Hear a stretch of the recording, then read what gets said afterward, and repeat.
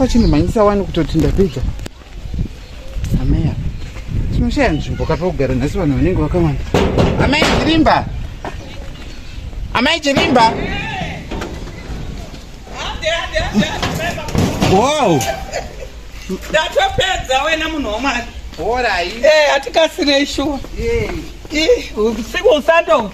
Unoda kuti tidini? Tikasire kusvika ndonoziva kuti kunze kwachona vanhu vanenge vakawanda. Tinoshaya pekugara. Toshaya pekugara. Dinda munhu wamwari. Iwatenga watora makenduru. Ndakanganwa mama. Wadii? Handina kutenga, ndakanganwa. Hauna kutenga makenduru? Mama. Kuti zviita sei? Ndakanganwa, sorry. Kuinga ndakatumira wani mari kare nhami Chirimba. Tuita sei apa nguva? Iwe. Unotenderera njerere we. Unotenderera njerere. Aiwa mai Chirimba. Aiwa ndidi ba. Andidi munhu asina kurongeka. Matopfeka uniform yaMwari. Kana pamfeka uniform yaMwari, zviri kureva kuti matopindwa naMwari. Apa tiri kuenda kuhusiku husande. Mukatanga kupopota tichiri pano pamba. Hazvina kunaka munhu wamwari. Mwana uyu. Zvinhu zvinokanganwikwa amai. Inguva yesororo ndoracho rinonzi Easter. Hatiti kunopemberera. Mai mapfumo izwai. Ini handidi zvinondiita mwana uyu. Mwana uyu anondibvisa pana Mwari nguva yese. Iye zvino nhasi usiku husande so. Muyedzo waSatani muhombe wakaita sei. Anoenda kuhusiku husande asina manhingirikini. Asina makenduru. Asina makenduru here. Unaenda asina makenduru here we. Unaenda asina makenduru. Amai Chirimba. Mama, sorry, ndakanganwa.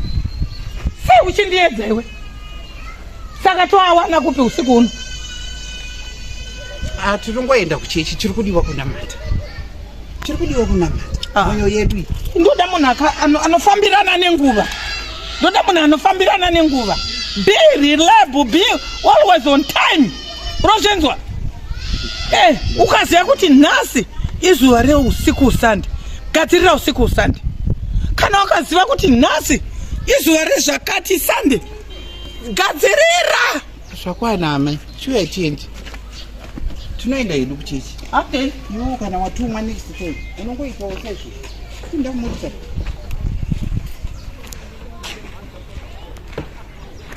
Ndidi munhu anondiedza maedzere we.